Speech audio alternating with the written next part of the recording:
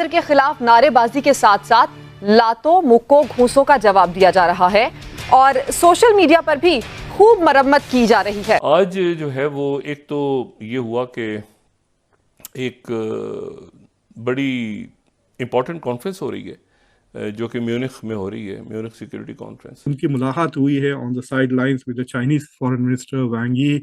मेरे ख्याल से ये तकरीबन 7-8 महीने के बाद एक कोई फेस टू फेस एनकाउंटर हुआ है जब से इंडिया ने चाइना के साथ ताल्लुकात को फ्रीज कर दिया है। और ये तो कैलकुलेशन में ही नहीं थी। द फैक्ट के इवन प्लेजेंट्रीज वेर एक्सचेंज्ड, और जो आप वीडियोस और फोटोज जो देख रहे हैं आप दोनों का, it look as if it was a pleasant exchange. So that is an interesting development. ये म्यूनिख सिक्योरिटी कॉन्फ्रेंस के बाद के हालात डेवलप होते। तो इंडिया जो है वो बहुत बड़ा प्लेयर है when it comes to Indian Ocean. मुतहम्मिल हो ही नहीं सकते इस बात के कि हम ये इस वक्त छोटी छोटी बातों के ऊपर लड़ना शुरू कर दें।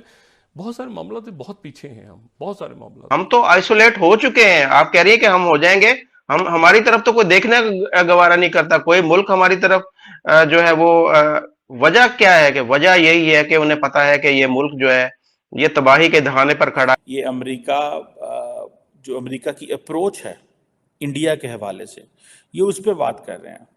एक तो उन्होंने कहा है कि जी इंडिया ने श्रीलंका को नॉर्मल होने में मदद दी है। ये बहुत बड़ी बात है। डॉक्टर जयशंकर भारत के जो मिनिस्टर फॉर एक्सटर्नल अफेयर्स हैं वो इतनी एग्रेसिव लैंग्वेज क्यों यूज कर रहे हैं? China is also a neighboring country and in many ways will, as part of competitive politics, influence these countries. I don't think we should be scared of China. ज़ाहिर है कमला Harris भी पहुंची हुई हैं वहाँ पे, ज़ेलेंस्की भी पहुंचे हुए हैं वहाँ पे, सऊदी जो foreign minister, Egyptian foreign ministers, ये सारे बहुत दुनिया वहाँ पहुंची हुई है। डॉक्टर जयशंकर जो है अगर आप इंडियन से पूछेंगे तो they call it as an India way of diplomacy. America collapse हुआ, चाइना स्टिल क्राइसिस में है, चाइना का बैंक सिस्टम कोलैप्स हो गया, लेकिन इंडिया एक बहुत बड़ी पॉपुलेशन के साथ आगे बढ़ा है। कहा यह जा रहा है कि अगले 48 घंटों में 3 चीजें हो सकती हैं। क्या चीजें हो सकती हैं, अल्लाह ताला खैर करे। कहा जा रहा है जनाब इमरजेंसी लग सकती है, मार्शल लॉ लग सकता है, या फिर दोबारा इलेक्शन हो सकते हैं, सूरत हाल खराब हो चुकी है। Doctor Jaishankar is very tough, हर बात ये कह रहे हैं। और किसी बंदे से तो मैंने ये भी सुना that doctor Jaishankar is known as India's Kissinger.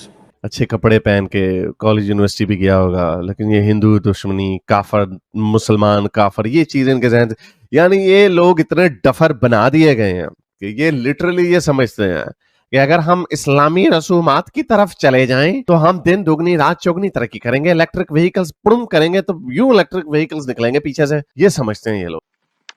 Hello friends, जैसा कि आपने वीडियो में देखा, म्यूनिख में म्यूनिख सिक्योरिटी कॉन्फ्रेंस का आयोजन हुआ, जहां चीनी मिनिस्टर ने जैसे ही भारतीय फॉरेन मिनिस्टर जयशंकर साहब को देखा तो वो सीधे उनके पीछे उनसे मुलाकात करने के लिए भागे।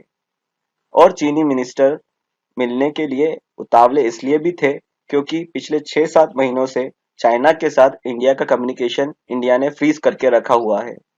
चाइना और पाकिस्तान 2 ऐसे मुल्क हैं जो अपनी हरकतों से बाज भी नहीं आते हैं और इंडिया के बगैर रह भी नहीं सकते हैं।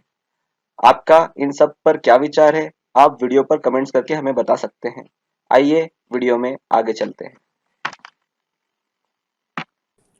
दोस्तों, अमेरिका आजकल ये नैरेटिव बहुत ज़्यादा प्रमोट कर रहा है कि एक तो इंडिया जो है वो बहुत बड़ा प्लेयर है when it comes to Indian ocean.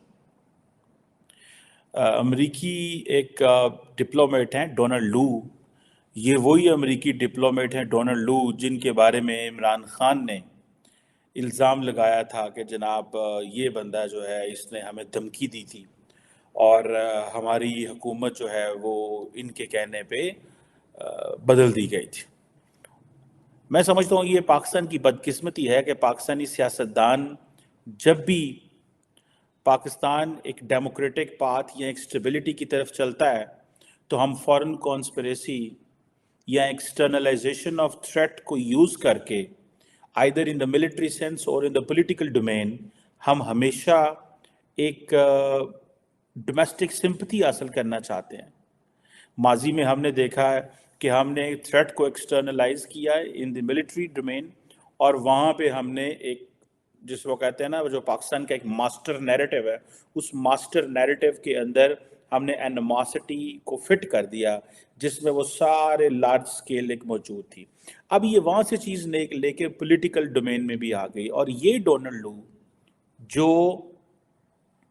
ये कह रहे हैं, ये डोनाल्ड लू ये कह रहे हैं, ये अमेरिका, जो अमेरिका की अप्रोच है इंडिया के हवाले से, ये उस पर बात कर रहे हैं।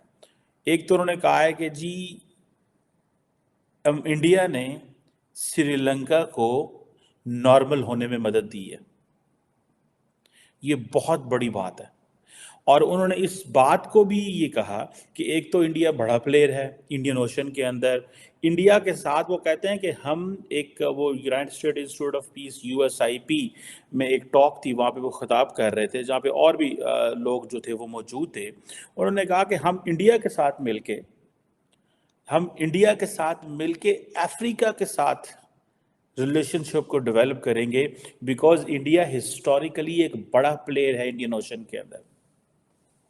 और वो कहते हैं कि हमने जो अफ्रीका के साथ जो अप्रोच अडॉप्ट करनी है वो थ्रू इंडिया करेंगे। उसकी वजह यह है कि India has already invested so much in Africa.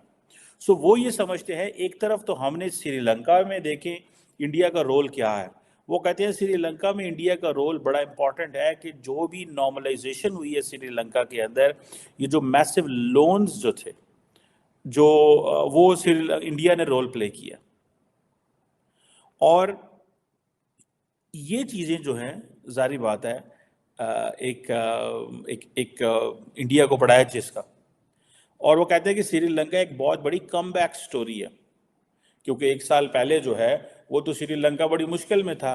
सो वहाँ पे फूड की कीमतें बहुत ज़्यादा थी, तेल की कीमतें, डीजल, पेट्रोल, हर चीज़ बड़ी मुश्किल थी। लेकिन वो कहते हैं कि इंडिया का रोल और फ्रांस का रोल बड़ा इंपॉर्टेंट था, क्योंकि इंडिया ने कंसेशनल लोन्स दिए।